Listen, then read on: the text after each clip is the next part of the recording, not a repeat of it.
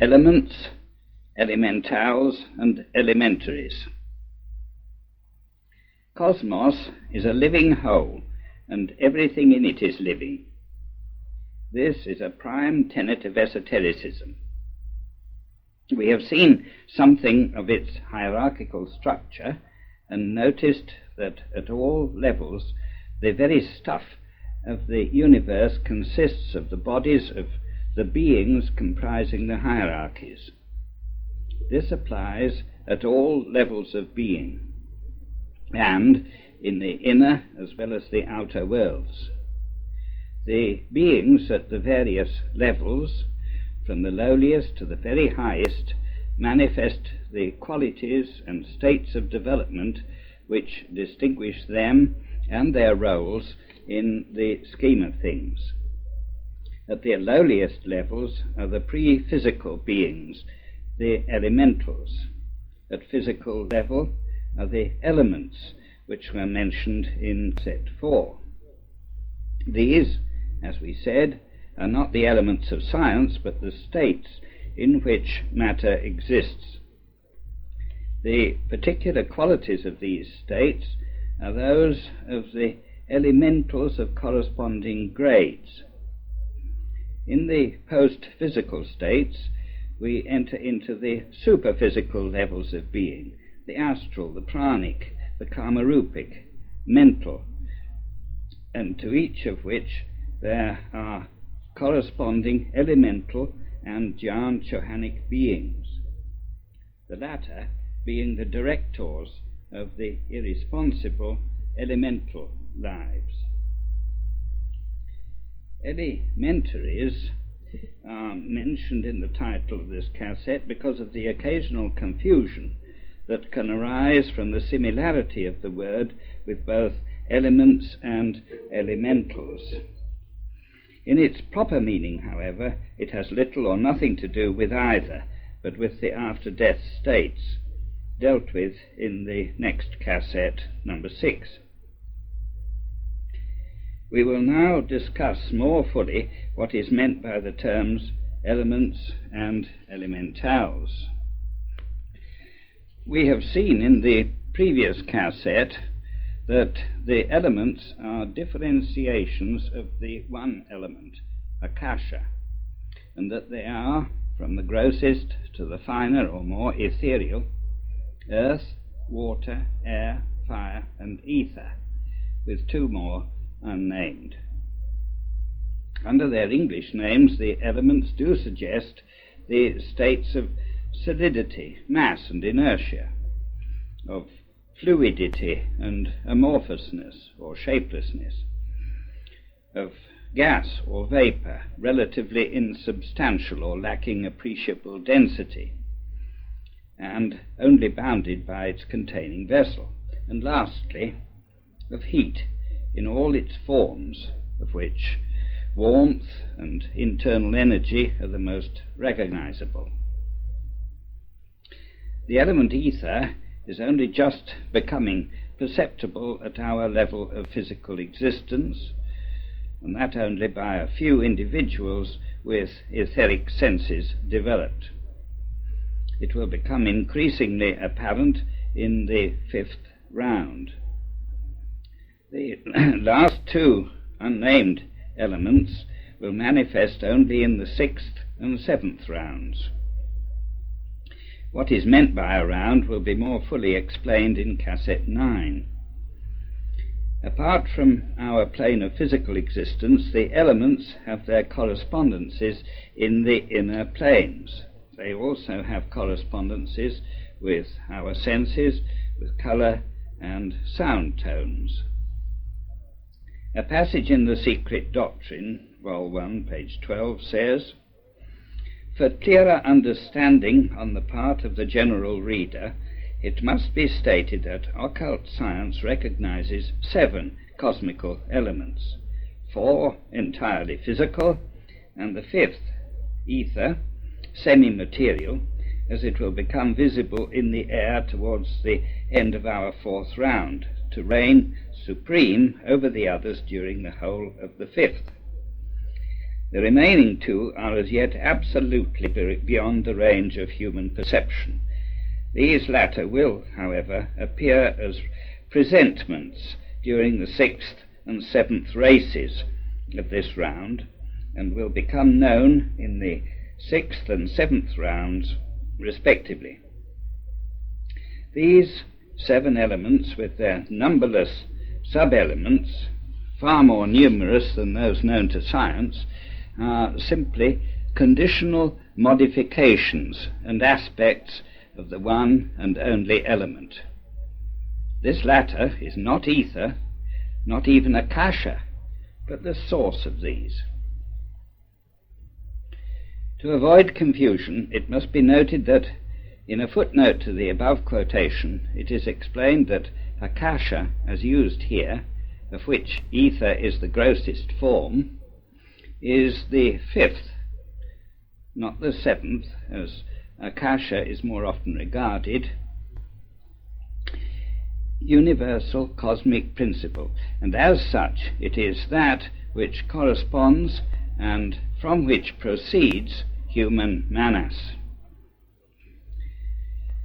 The elements do not only signify qualities of physical matter, but there are corresponding qualities and conditions of substance in the inner realms.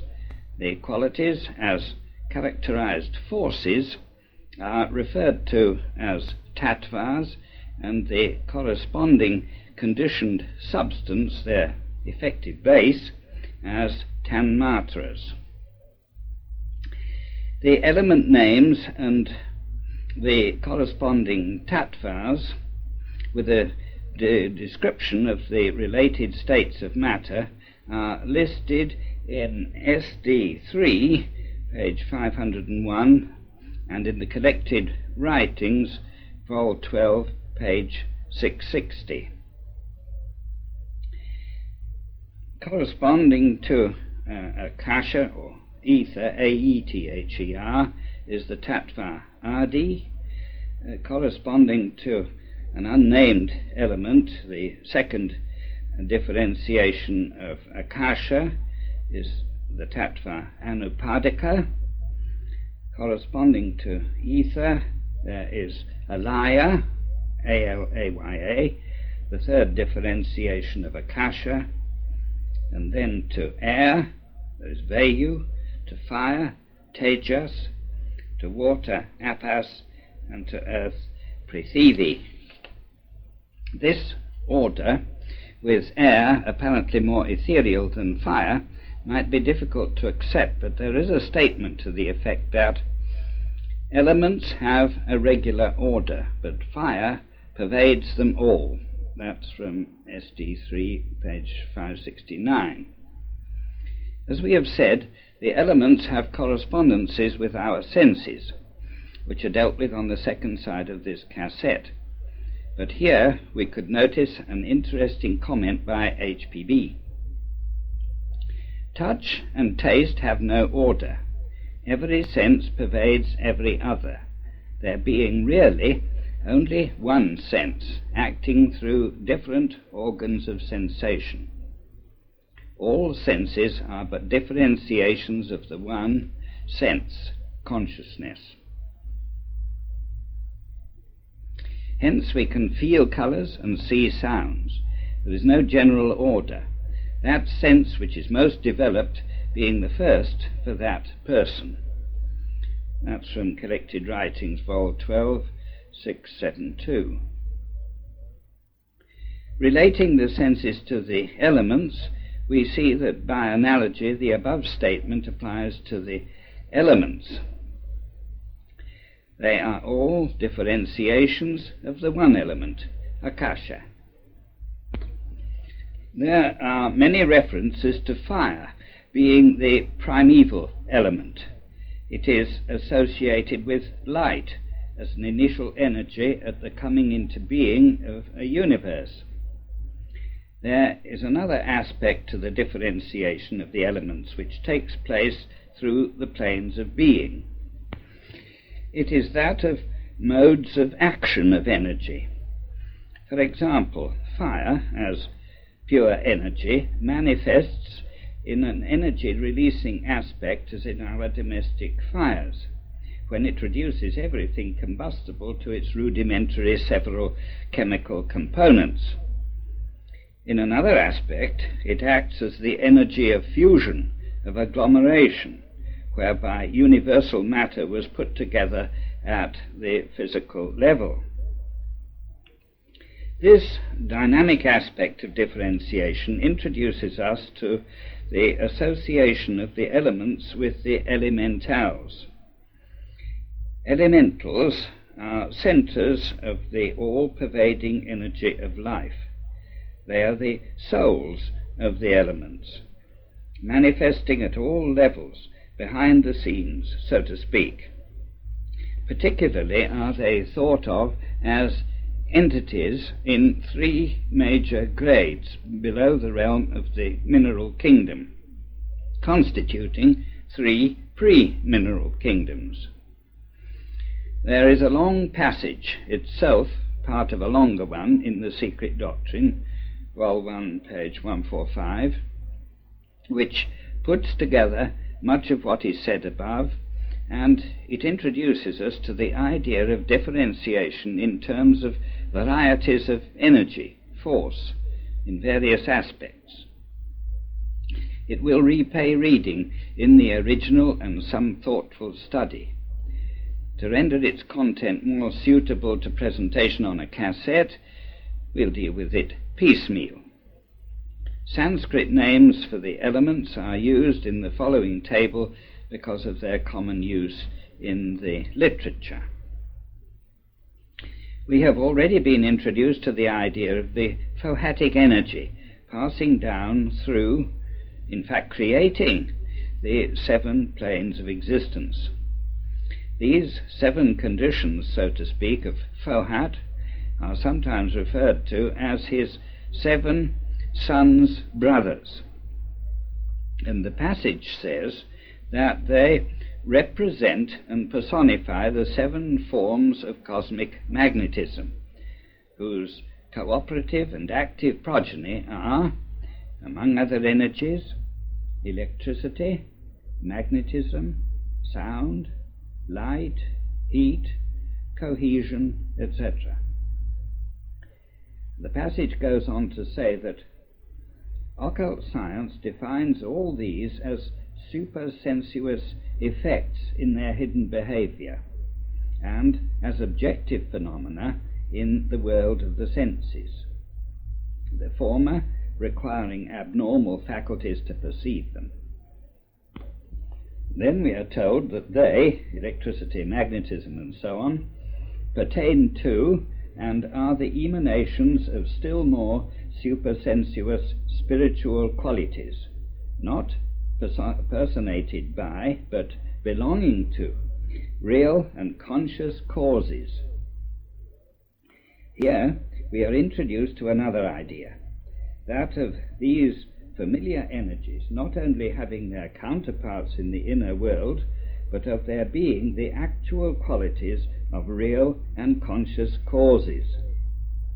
HPB then explains that these conscious causes are entities, but to try to describe them would be worse than useless.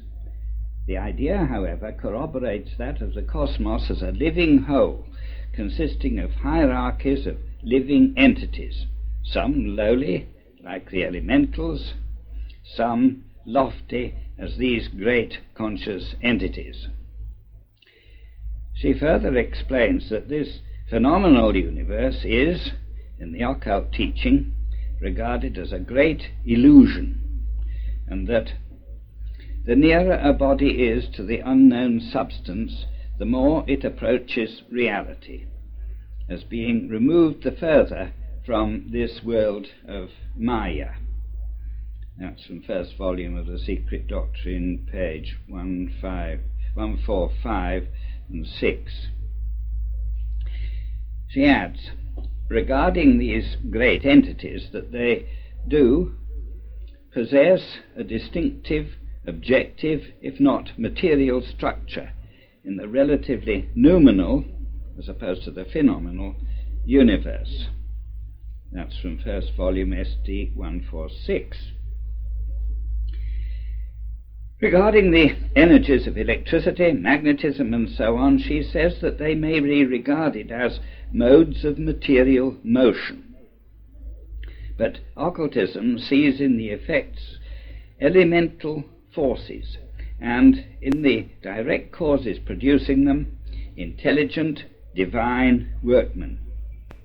She says that our terrestrial phenomena of light, heat, magnetism, and so on are the results of the intimate connection of those elementals, guided by the unerring hand of the rulers, their correlation, we might call it, with the elements of pure matter. The explanation reiterates that the elementals, the nature forces, are the acting, though invisible, or rather imperceptible, secondary causes, and in themselves the effects of primary causes behind the veil of all terrestrial phenomena. By way of illustration, we have the sensation of light is like the sound of the rolling wheels of a coach, a purely phenomenal effect having no existence outside the observer. The proximate, exciting cause of the sensation is comparable to the driver, a supersensuous state of matter in motion, a nature force or elemental. But behind this stand, just as the owner of the carriage directs the driver from within, the higher and noumenal causes, the intelligences from whose essence radiate those states of mother, generating the countless milliards of elementals or psychic nature spirits. Later, HPB says that all the modes of motion, the various energies, forces, etc., referred to in this passage derive ultimately from the one universal motion. They are, in fact, the differentiated aspects of it, as all states of matter, its qualities, characteristics, and so on, stem from the one primeval root substance. As the colours, which are made apparent by the passing of white light through a prism, are all contained in that white light. Similarly, all these differentiations are of the one ultimate life which contains them all. As lives, with their various properties and powers according to their stage of evolutionary development, all these aspects of the one unfold progressively as we descend the scale of being. The lower ones are the elementals, the higher ones the rulers, each class with intelligence according to its degree. And now we have another fact to note, one which shows how beautifully each part of our enormous jigsaw puzzle fits the whole. We have just referred to evolutionary development. While this will be treated more fully in Cassette 11, it is not too difficult to concede that as living entities pass through their lives, whether they be very short or very long, they gain experience. Now this changes them. They learn. This adds to the faculties they already have, and in time develops new ones, which of course are potentially there but latent at the time. In dealing with hierarchies in section 4, we saw that on its upward journey all the inhabitants, the monads inhabiting subtle forms of the various kingdoms, have eventually to pass through the man stage. The elementals are below man, the rulers are above him. Every thing and creature, however, is subject to law. Below man, the law is compulsive, Above him, cooperation with it is conscious and willing. The higher entities are its conscious agents. Man is learning painfully to cooperate. The evolutionary process involves time periods longer than the life of our Earth. At the end of the long passage from which we are quoting, it says that Fohat guides the transfer of the life principles from one planet at the end of its life to the next, its reincarnation, so to speak, via the Laya center. This is describing the death of one and the birth of another globe. These principles are, in fact, the entities comprising them, and they are all at different stages of development as a result of their countless lives during the life of the planet just dead. They arrive on the infant planet in the stage of development they had previously achieved. There is a passage which beautifully describes the awakening not only of a globe but of cosmos in which elementals have a part. It likens it to the coming of light after the darkness of inactivity, and it says, "It is that light which condenses into the forms of the lords of being.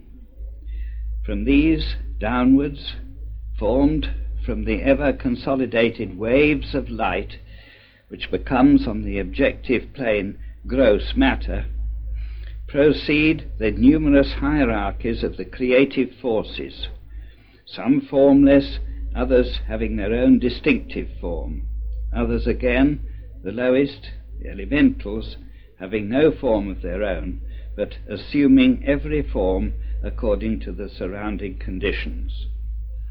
That's from SD 2, page 33.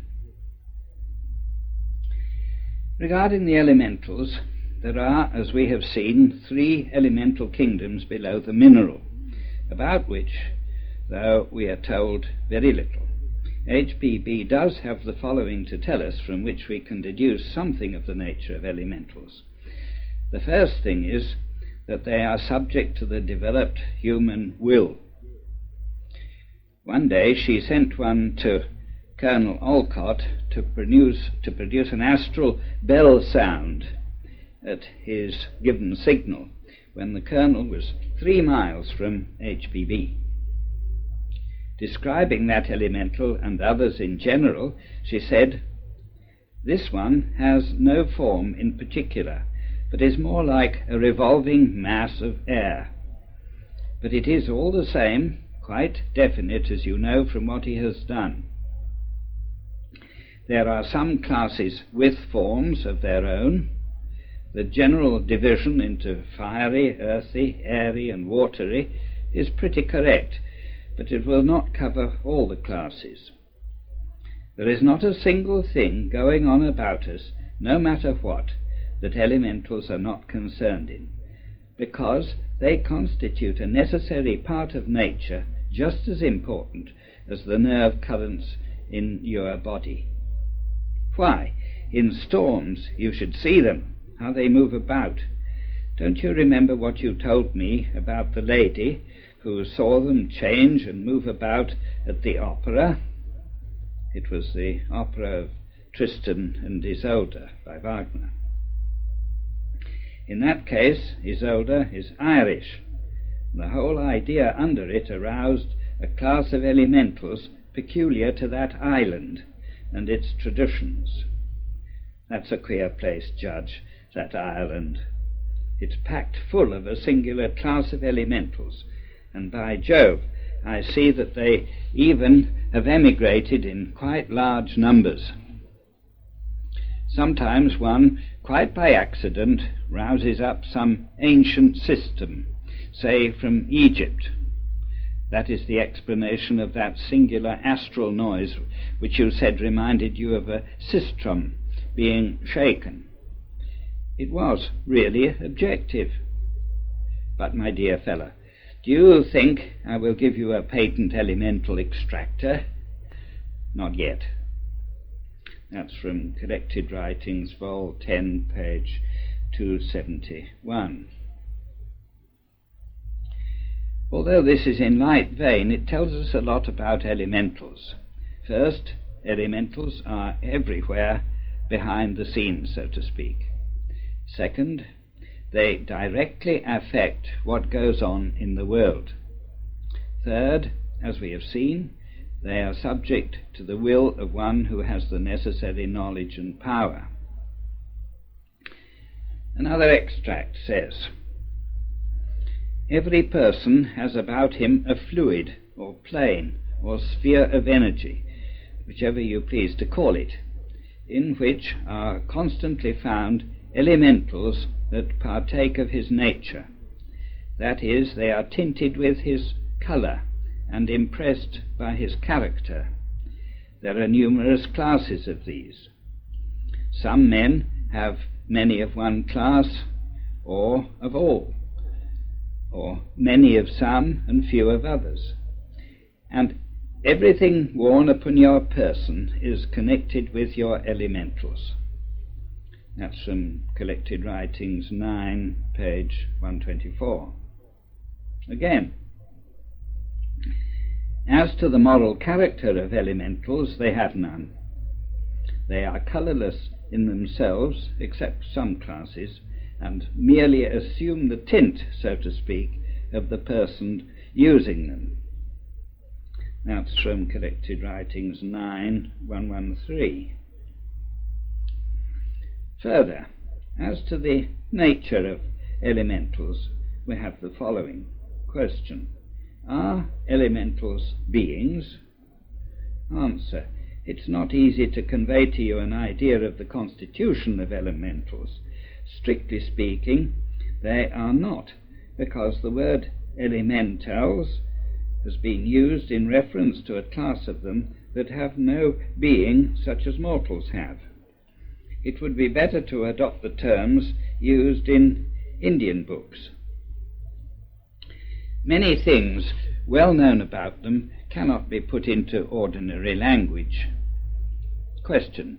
Do you refer to their being able to act in the fourth dimension of space? Yes, in a measure. Take the tying in an endless cord of many knots, a thing often done at spiritualistic seances. That is possible to him who knows more dimensions of space than three. No three-dimensional being can do this.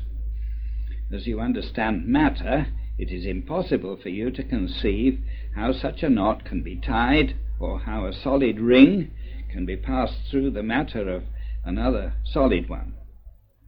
These things can be done by elementals.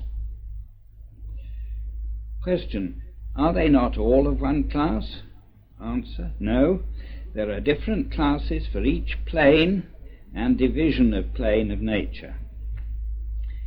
Many can never be recognized by men, and those pertaining to our plane do not act in another.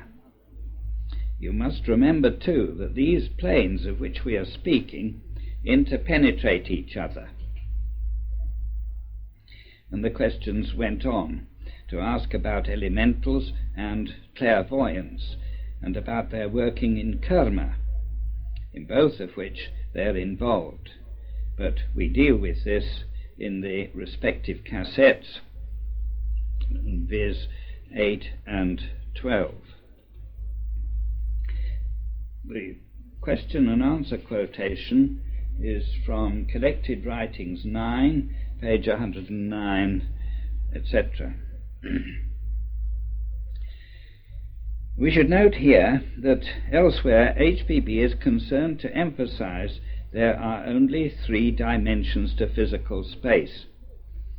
But she does allow another state or condition of objects apparently solid, and that is permeability. It is this that elementals can use to perform their wonders with solid things, passing them through each other, as metal rings and so on.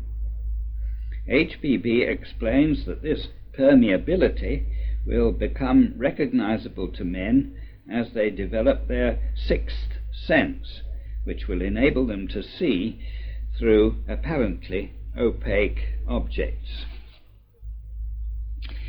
In this cassette, we have seen something of the complex nature of cosmos in terms of the elements of being, the properties, characteristics, and qualities of materials, the nature of the entities, the elementals and others on the various planes of being.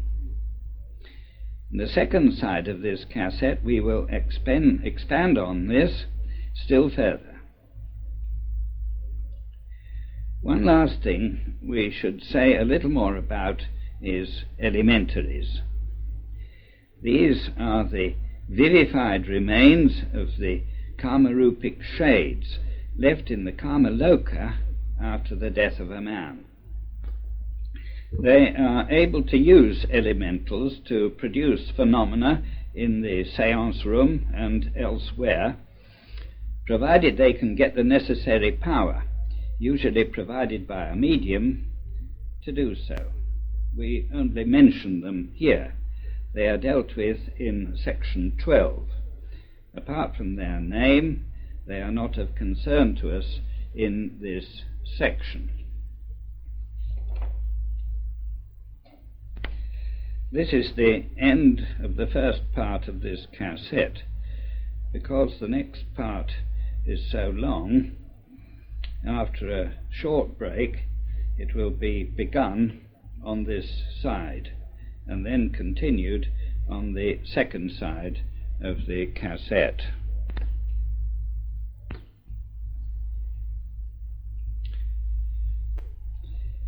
Elements, elementals and elementaries. This part of this cassette is long, not only because it contains much information, but because the proper essence of the subject cannot be conveyed to an otherwise unprepared mind except by considerable repetition. As we have seen, the elements are one of the aspects of differentiation that exist during the life of cosmos. As a result of the activities of Fohat, the differentiations move down through and along the levels of being. He, so to speak, quickens into manifestation the qualities latent in the universal substance principle, primordial matter. It is difficult to form any mental concept of what primordial matter could be, but we have the following descriptive passage. Primordial matter, then, before it emerges from the plane of the never-manifesting and awakens to the thrill of action under the impulse of Fohat, is but a cool radiance, colourless, formless, tasteless, and devoid of every quality and aspect. HPB goes on to say that it is from this that not only are the great cosmic elements derived, but the 70 or so sub-elements, many more now, known to science. This passage also relates the elements to the natures of the first Jan Chohans. As to what more precisely the elements are, we have the following. Metaphysically and esoterically, there is but one element in nature, and at the root of it is the deity. And the so-called 7 elements, of which 5 have already manifested and asserted their existence, are the garment, the veil of that deity. Direct from the essence whereof comes man, whether physically, psychically, mentally, or spiritually considered. But what are these elements whose compound bodies contain numberless sub-elements, those of science?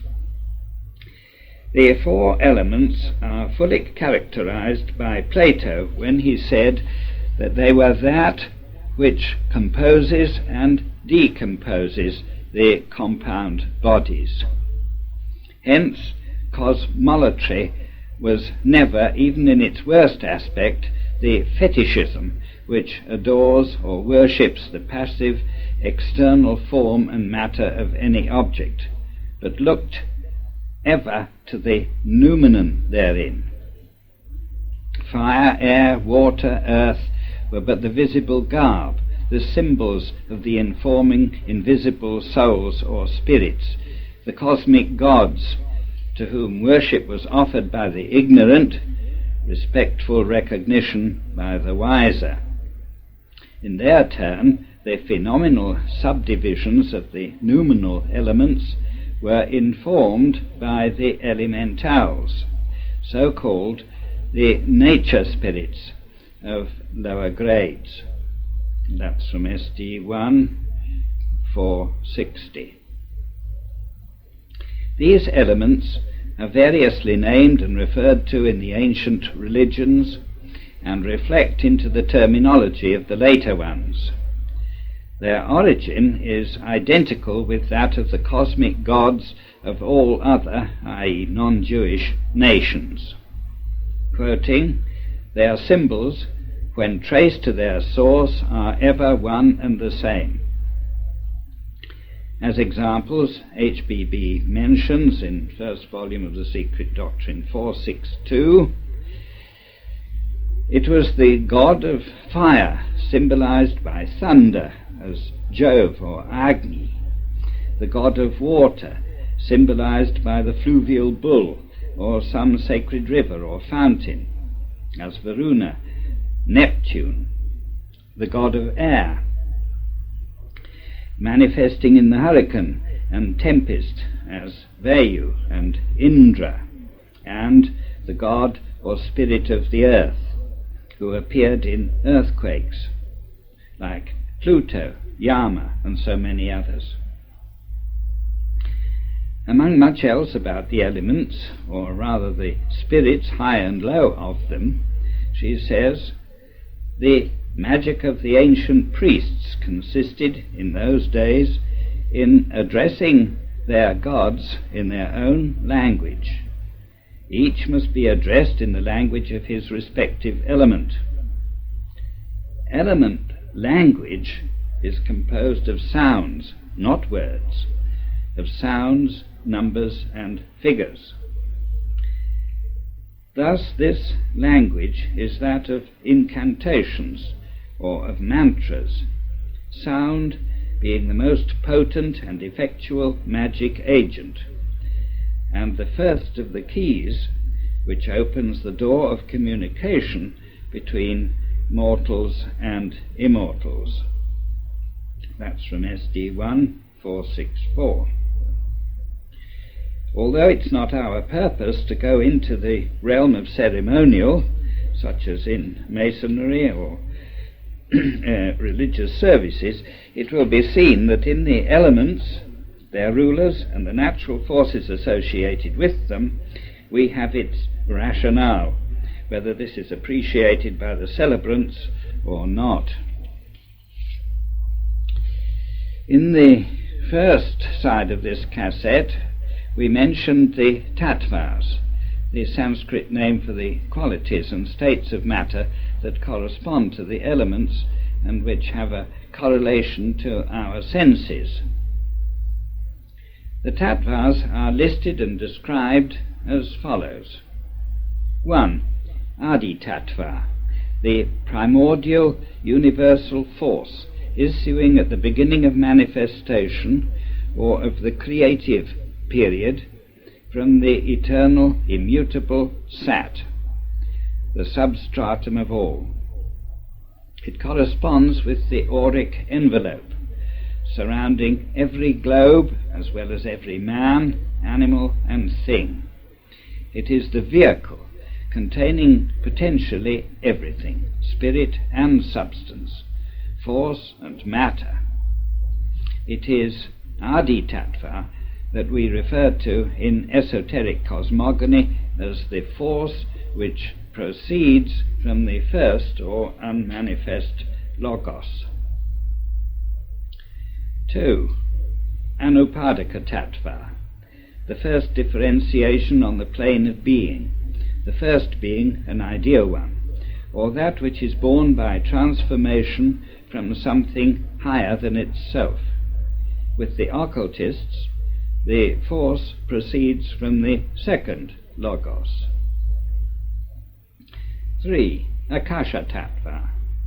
It is at this point that all exoteric philosophies and religions start.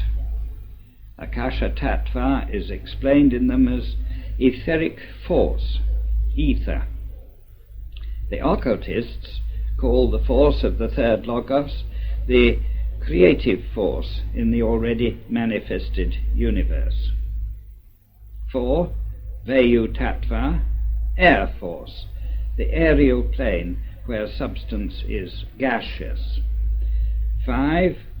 Tejas tattva, from tejas, T-E-J-A-S, luminous, the plane of our atmosphere. 6. Apas tattva, watery or liquid substance or force. And 7. Prithivi tattva, solid earthly substance, the terrestrial spirit or force, the lowest of all. That's from Corrected Writings 12:612, or from the third volume of the Secret Doctrine 498. To prevent confusion, it should be noted that Akasha tattva, so called here, is commonly called ether in terms of elements, and Akasha is reserved for the first or undifferentiated condition. All these tattvas correspond to our principles and to the 7 senses and forces in man. According to the tattva or force generated or induced in us, so will our bodies act. That's from Collected Writings 12:612 or SD 3:498.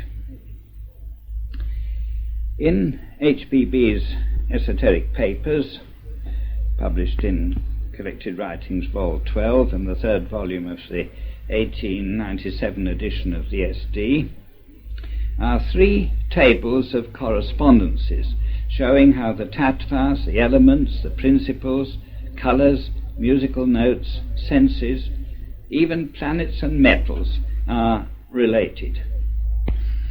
It appears that some of the correspondences may not be accurate in that their order, particularly that of the elements and the senses, is not given consistently in the literature. They do give us some valuable insights into the comprehensive nature of cosmos and its correspondences.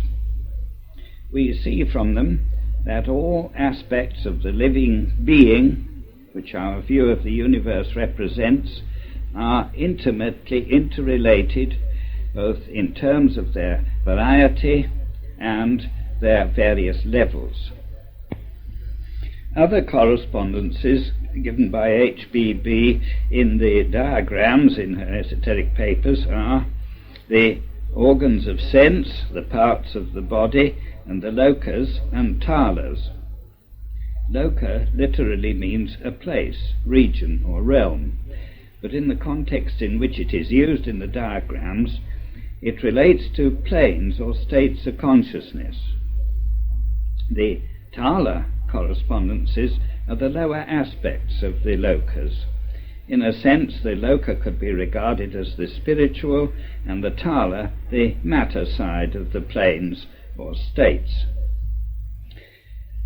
One of the seeming inconsistencies in the correspondences in one of her tables is that linking sight with vayu, air, and touch with tejas, fire.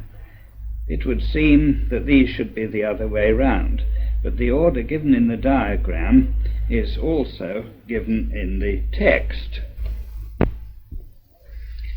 In another table, fire corresponds to sight, as one would expect.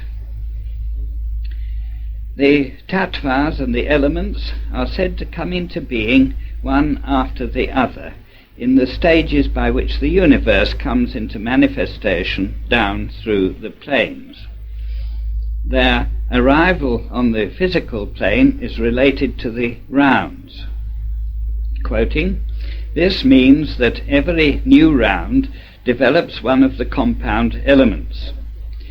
If nature is the ever-becoming on the manifested plane, then those elements have to evolve, progress, and increase to the manvantaric end. Thus, the first round developed but one element, and a nature and humanity in what may be called one aspect of nature, called by some, very unscientifically, though it may be so de facto, one-dimensional space.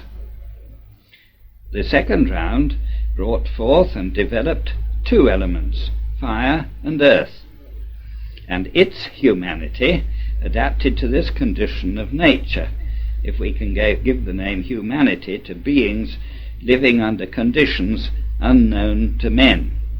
It was, to use again a familiar phrase in a strictly figurative sense, the only way in which it can be used correctly, a two-dimensional species." That's from first volume of The Secret Doctrine, page 250. The one element of the first round is fire. Continuing the information from the SD, we have, "Matter in the second round may be figuratively referred to as two-dimensional, but that loose and figurative expression may be regarded in one plane of thought as equivalent to the second characteristic of matter corresponding to the second perceptive faculty or sense of man. But these two linked scales of evolution are concerned with the process going on within the limits of a single round. The succession of primary aspects of nature with which the succession of rounds is concerned has to do with the development of the elements in the occult sense: fire, air, water, earth. We are only in the fourth round, and our catalogue so far stops short. A footnote to this passage says, "The earth, such as we know it now, had no existence before the fourth round, hundreds of millions of years ago, the commencement of our geological earth. The globe was fiery, cool, and radiant, as its ethereal men and animals during the first round." Says the commentary, "Luminous and more dense and heavy during the second round, and watery during the third." And the passage goes on. "The centers of consciousness, destined to develop into humanity as we know it, of the third round, arrived at a perception of the third element, water. Those of the fourth round have added earth as a state of matter to their stock, as well as the three other elements in their present transformation. In short, none of the so-called elements were, in the three preceding rounds, as they are now." That's from first volume SD 252. Just as an element is added each round, so correspondingly a sense is added. And there's a table in SD 2107 to illustrate that. "As seen," it says, "each element adds to its own characteristics those of its predecessor, as each root race adds the characterizing sense of the preceding race. The same is true in the septenary creation of man, who evolves gradually in 7 stages, and on the same principles. The principle of each successive stage of development adding its characteristic quality to the preceding ones is universal and applies to the tattvas, the planes and the principles. The last to develop, or lowest in the scale, manifests the qualities of all the earlier or higher ones. For example, in and through the physical body of man, according to its development, can manifest all his qualities. We have seen how all the operations of cosmos are cyclical, with each cycle never returning to its starting point, if indeed it can be considered to have had one. There is in this way a progression, a progressive development. This is well illustrated in the next quoted paragraph, which tells us how the various streams of development are closely interrelated and stay in step with one another. The elements, whether simple or compound, could not have remained the same since the commencement of the evolution of our chain. Everything in the universe progresses steadily in the great cycle, while incessantly going up and down in smaller cycles. Nature is never stationary during Manvantara, as it is ever becoming, not simply being, and mineral, vegetable, and human life are always adapting their organisms to the then reigning elements, and therefore those elements were then fitted to them as they are now for the life of the present humanity. It will only be in the next or fifth round that the fifth element, ether, the gross body of Akasha, if it can be called even that, will, by becoming a familiar fact of nature to all men, as air is familiar to us now, cease to be, as at present, hypothetical, and also an agent for so many things.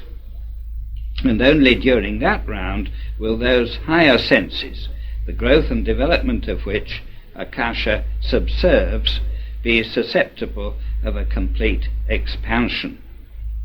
As already indicated, a partial familiarity with the characteristic of matter, permeability, which should be developed concurrently with the sixth sense, may be expected to develop at the proper period in this round. But with the next element added to our resources in the next round, permeability will become so manifest a characteristic of matter that the densest forms of this will seem to man's perceptions as obstructive to him as a thick fog, and no more. That's from SD 1257. There is a passage which refers to the element ether, the fifth, containing the four lower ones within itself, as follows. Next, we see cosmic matter scattering and forming itself into elements, grouped into the mystic four within the fifth element, ether, the lining of Akasha, the anima mundi, or mother of cosmos. Dots, lines, triangles, cubes, circles, and finally spheres. Why or how? Because, says the commentary, such is the first law of nature, and because nature geometrizes universally in all her manifestations. There is an inherent law, not only in the primordial, but also in the manifested matter of our phenomenal plane, by which nature correlates her geometrical forms and later also her compound elements, and in which there is no place for accident or chance. That's from Vol 1, page 97. There is a significant addition to this passage. It is a fundamental law in occultism that there is no rest or cessation of motion in nature. Regarding fire as the originating and sustaining factor in all the elements, and without which there would be no substance, fire, says the esoteric teaching, is the most perfect and unadulterated reflection in heaven as on earth of the one flame. It is life and death, the origin and the end of every material thing. It is divine substance. That's from ST 1:121. And again, all is fire. And this is elaborated as follows. The spirit beyond manifested nature is the fiery breath in its absolute unity. In the manifested universe, it is the central spiritual sun, the electric fire of all life. In our system, it is the visible sun, the spirit of nature, the terrestrial God. And in, on, and around the earth, it is the fiery spirit thereof. Air, fluidic fire, water, liquid fire, earth, solid fire, all is fire in its ultimate constitution. It is the creator, the destroyer, the preserver. And that's from second volume of The Secret Doctrine, page 140. Reverting again to the original substance principle, the divine substance, the one element from which all the other six come, we are told that the worlds, including our own, as germs, were of course primarily evolved from the one element in its second stage. Father, Mother, the differentiated world's soul, not what is termed the oversoul by Emerson. Whether we call it Akasha, Jivatman, divine astral light, or the soul of the world. No world, as no heavenly body, could be constructed on the objective plane had not the elements been sufficiently differentiated already from their primeval eyeless, resting in Laya. The latter term is a synonym of nirvana. It is, in fact, the nirvanic dissociation of all substances merged after a life cycle into the latency of their primary conditions. It is the luminous but bodily shadow of the matter that was, the realm of negativeness, wherein lie latent during their period of rest the active forces of the universe. That's from first volume ST, page 140. And so the universe is at rest again. We could have finished our survey of the elements here, but we must bear in mind that the universe is a living whole. When talking of elements, we can too easily think of mere material, but in esotericism there is no such thing. Life inhabits every form that we can think of, and every form is itself composed of lives having a manifest existence as part of one of the kingdoms of nature. We will now see more of the intimate relationship of the elements and their derivatives with their life aspects, the elementals, the devas and the Jnan Chohans. There are some fascinating and important concepts which help us to get a living picture of cosmos. One is the nature of the tattvas. These are the qualitative modes of life activity, each with its special characteristic, which, as we have seen, relates it to an element, to one of our senses, and so on. It is said that there is only one master sense, a synthesis of the usual six, just as there is one master element, Akasha, the synthesis of all the others. Here we must notice a connection with consciousness. To what, ultimately, do the senses convey their impressions? Consciousness lives in the manifested world in a limited number of ways, in the senses, in feeling, sensational and emotional, and mentally, and at the higher levels transcending these. The elements, the planes, the kingdoms provide the fields of consciousness, wherein it becomes the subject to innumerable objective experiences. But the basis of everything is being, operating in, through, and as beings. Consciousness, therefore, is inherent in everything. Starting with the awakening of cosmos after Pralaya, we have seen that it is through and from the radiation of the 7 bodies of the 7 orders of jhanis that the 7 discrete quantities, elements, whose motion and harmonious union produce the manifest universe of matter, are born. That's from first volume ST, page 259. Again, talking about the Jhanic essence, it is said that it contains within itself the potentiality of all forms, and it is our Jhanic essence, the causality of the primal cause which creates physical man, which is the living, active, and potential matter, pregnant per se, with that animal consciousness of a superior kind, such as is found in the ant and the beaver, which produces the long series of physiological differentiations. And we are reminded that every type in the visible has its prototype in the invisible universe. All that which is in the lower, our world, is found in the upper. The lower and the upper act and react upon each other.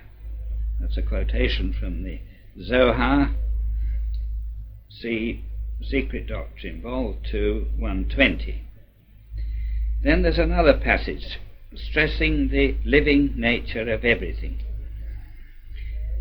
In the first round, the globe, having been built by the primitive fire lives, that is, formed into a sphere, had no solidity nor qualifications save a cold brightness, no form nor colour. It is only towards the end of the first round that it developed one element from which its inorganic, so to say, or simple essence became now, in our round, the fire we know throughout the system. The earth was in her first rupa, the essence of which is the Akashic principle. Then, primordial substance is that which, called light, lux exoterically explained, is the body of those spirits themselves and their very essence. Our physical light is the manifestation on our plane and the reflected radiance of the divine light emanating from the collective body of those who are called the lights and the flames. That's from first volume of The Secret Doctrine, page 259 and footnote. From the second round, Earth, hitherto a fetus in the matrix of space, began its real existence. It had developed individual sentient life, its second principle. The second corresponds to the sixth principle. The second, that is the latter, is life continuous, the other temporary. The third round developed the third principle, water, while the fourth transformed the gaseous fluids and plastic form of our globe into the hard, crusted, grossly material sphere we are living on now. SD1, page 260. And so the grand picture builds up, piece by piece, fitting into place. Here's some more. Spirit, then, or cosmic ideation, and cosmic substance, one of whose principles is ether, are one, and include the elements, in the sense St. Paul attaches to them. These elements are the veiled synthesis, standing for Jan, Chohans, Devas, Sephiroth, and Shaspens, archangels, etc., etc.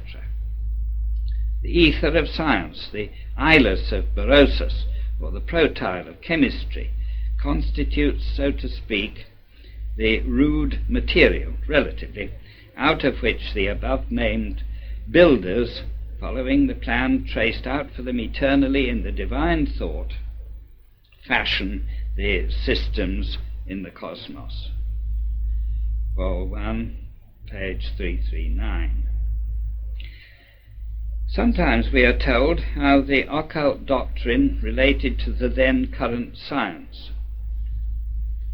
In the forces of science we see but the material effect of the spiritual affect of one or the other of the four primordial elements, transmitted to us by the fourth race, as we shall transmit ether, or rather the gross subdivision of it, in its fullness to the sixth root race.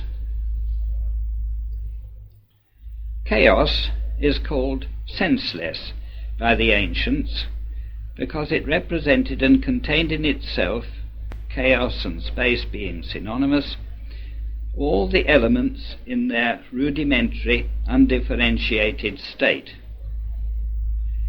They, the learned Kabbalists, made of ether the fifth element, the synthesis of the other four.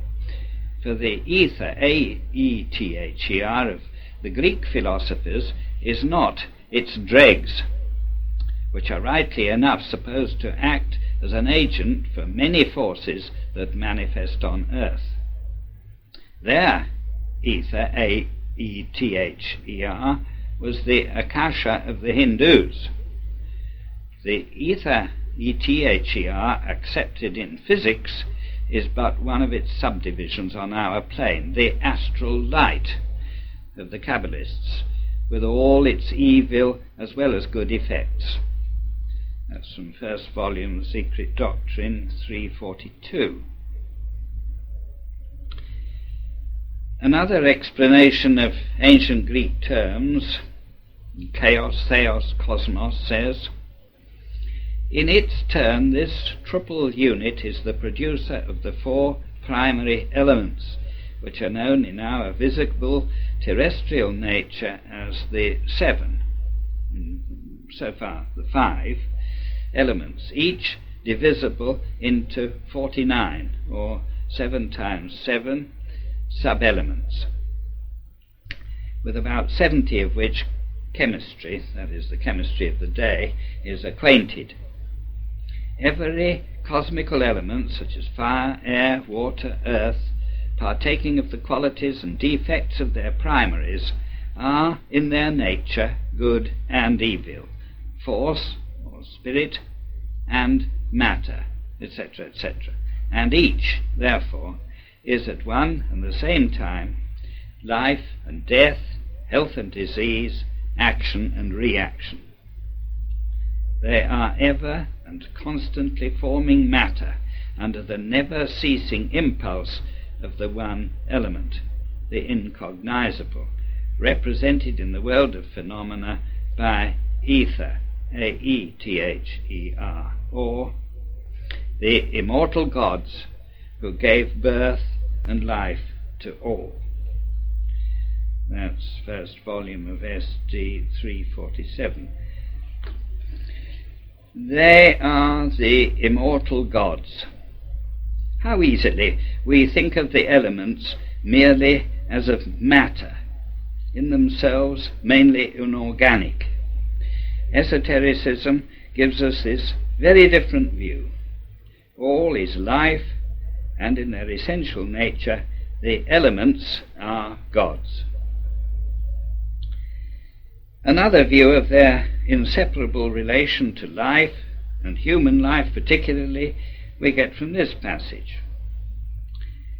When the occultist speaks of elements and of human beings who lived during those long past geological ages as the nature of matter, it is because he knows what he's talking about. When he says man and elements, he neither means man in his present physiological and anthropological form, nor the elemental atoms, those hypothetical conceptions, the entitative abstractions of matter in its highly attenuated state, nor again the compound elements of antiquity. In occultism, the word element means rudiment in every sense. When we say elementary man, we mean either the proemial, that's from proem meaning a prelude or preface, proemial incipient sketch of man in its unfinished and undeveloped condition. Hence, in that form which now lies latent in physical man during his lifetime, and takes shape only occasionally and under certain conditions, or that form which for a time survives the material body, and which is better known as an elementary.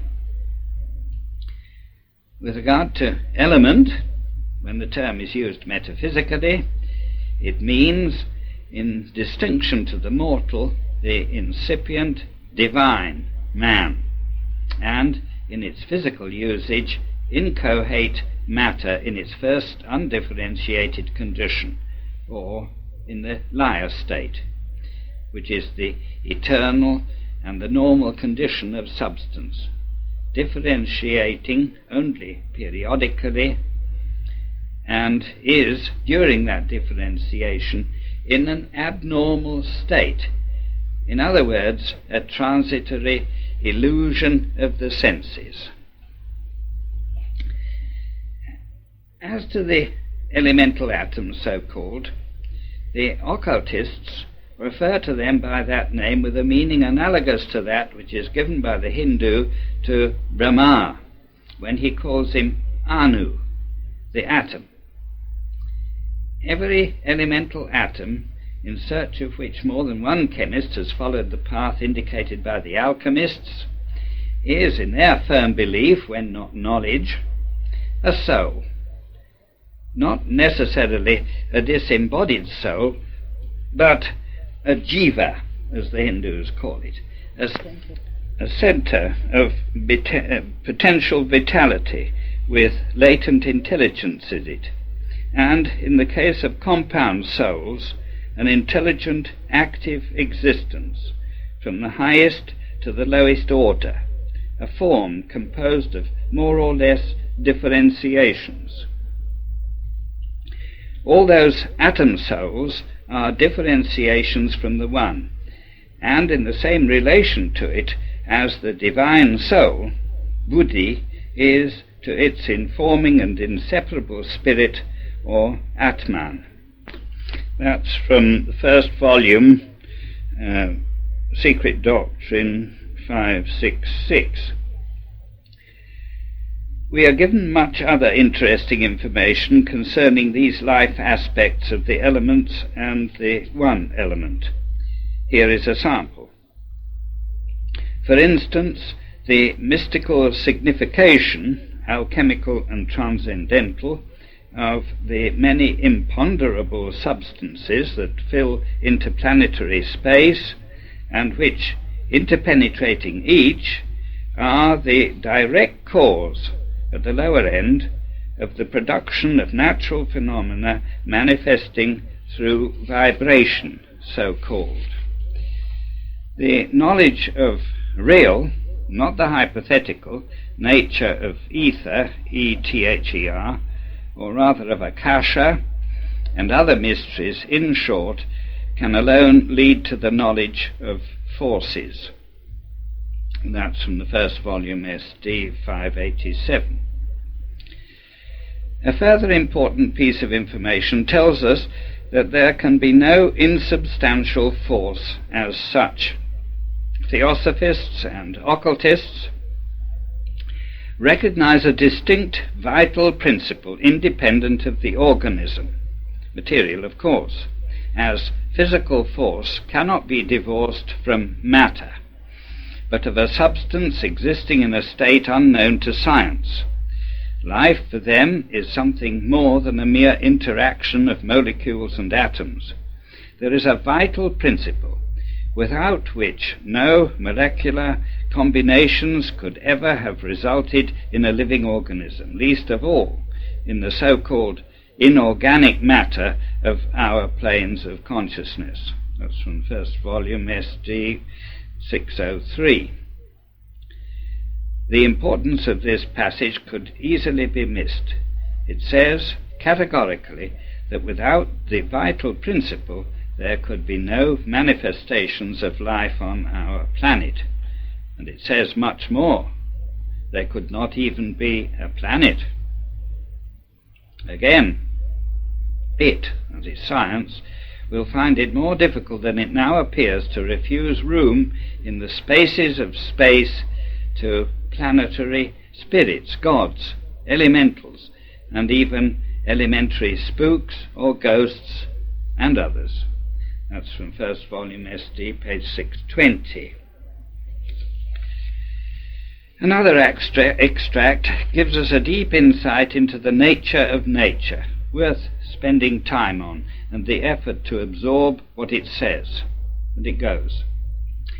Occult scientists say what is called collectively monads by Leibniz, roughly viewed and leaving every subdivision out of calculation for the present, may be separated into three distinct hosts, which, as explained in a footnote, are three rough divisions corresponding to spirit, mind or soul, and body in the human constitution, and, when counted from the highest planes, are firstly gods, or conscious spiritual egos, the intelligent architects who work after the plan in the divine mind. Then come the elementals, or monads who form collectively and unconsciously the grand universal mirrors of everything connected with their respective realms.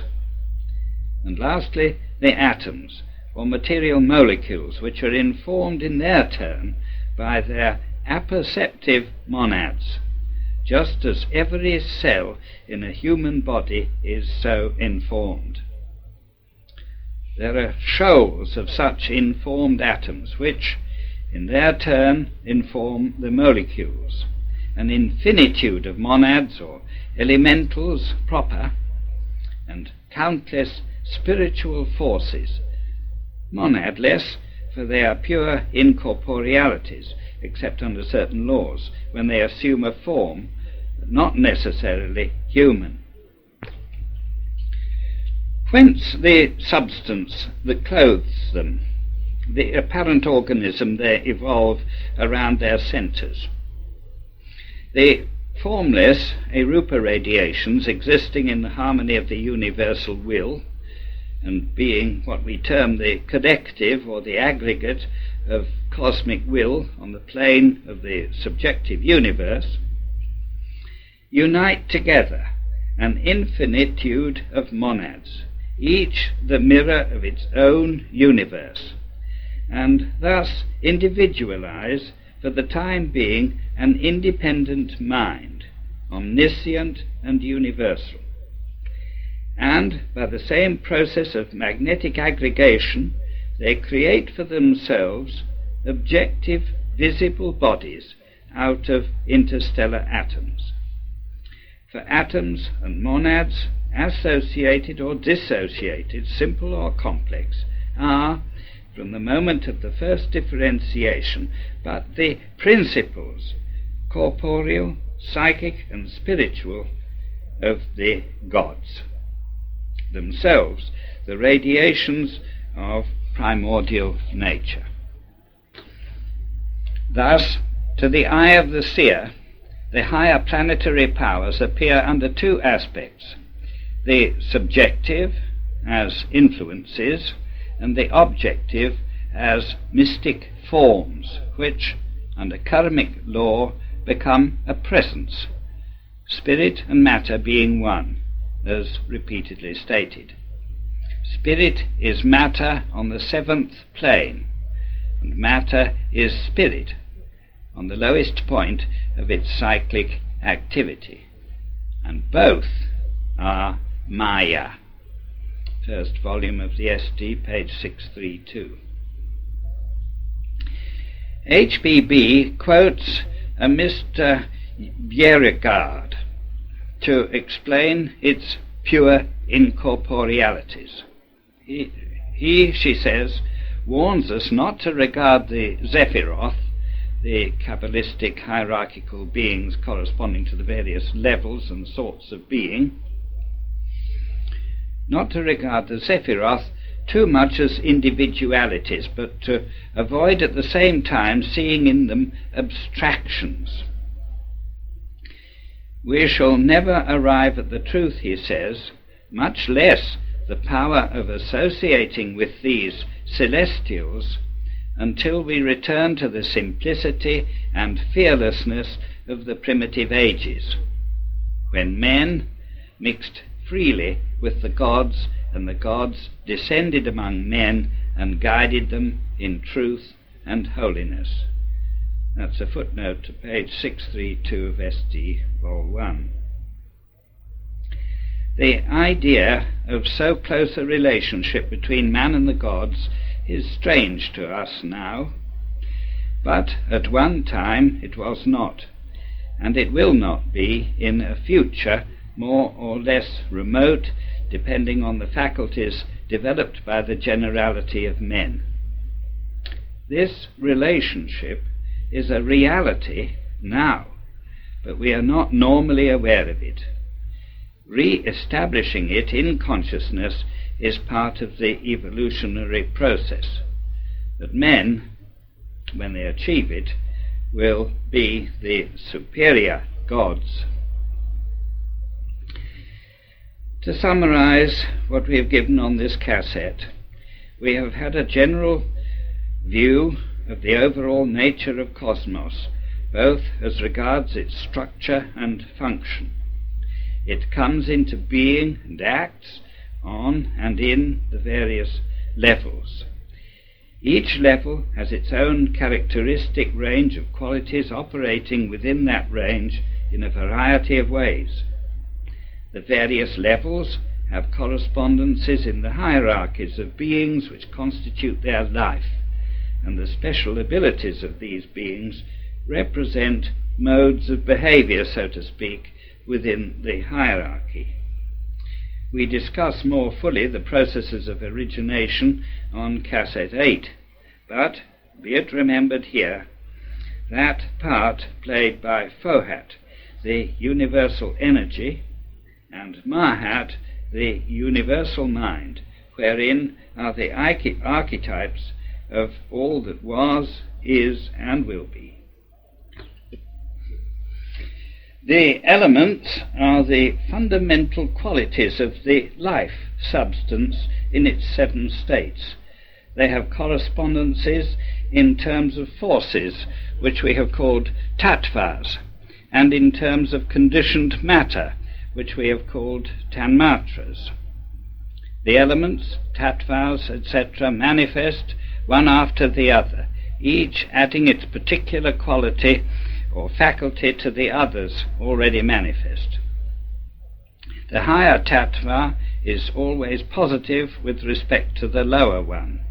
The life aspect of the elements are, as we have said, those of the hierarchies.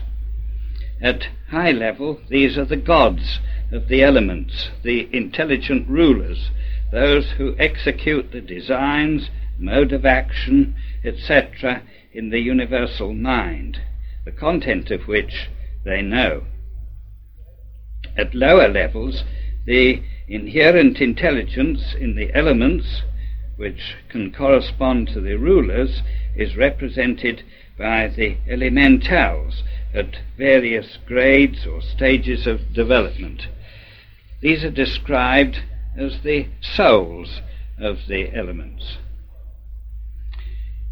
There is nothing in the cosmos, man included, the whole being of which is not composed of the elements and their corresponding elementals.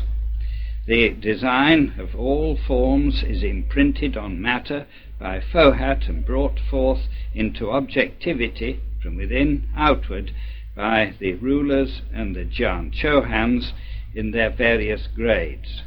And nothing happens at our level of being without the participation of the elementals. Everything in cosmos, every quality of sense, feeling and thought, the quality of every substance, the nature of plants and animals, the various energies which manifest as electricity, heat, light, etc. All these are related in a series of correspondences to make up the whole grand symphony of existence.